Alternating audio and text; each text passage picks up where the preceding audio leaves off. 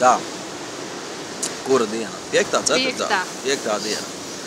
Nu, tas ir pamainījies. Mēs otro nakti jau esam gulējuši viesnīcā, jo augsti teltī. Nu jā, jo bacilis var arī piemeties. Es, protams, nevainoju brišanu pāri upei un vēju un gulēšanu mežā teltī. Es vainoju to pindzeli, kas man autobusā braucot uz Varšavu aizmugurē sēdēja un šķaudīja, bet ir noķerts riktīgs bacilis.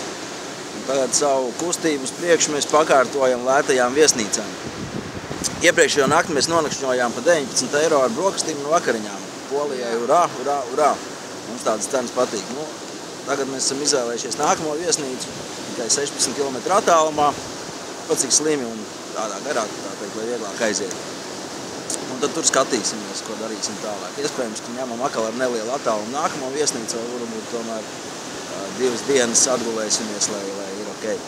Šodien diena skaista, saulīte spīd, nav liela vēja, ejam gar jūru.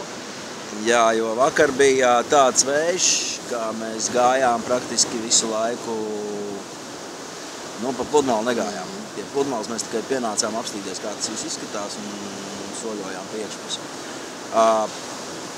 Situācija ar Polijas mazpilsētām ir uzlabojusies, jo beidzot ir vaļā veikali un bāri. Mēs laikam tuvojamies kaut kādai lielākai pilsētai, Kolobzbreg, varbūt kaut kā tā viņa saucās. Un patiesībā aiz viņas mums arī tā viesnīca paņem. Tā kā mūsos šodien priekšā ir, nu vīnu nav, mēs nevaram dzert, žēl. Ja vienīgi pa vienai. Pa vienam, jā. Vārds sakot, visi forši. Jā, jā, bacili piekausim un dosimies tālāk. Ok.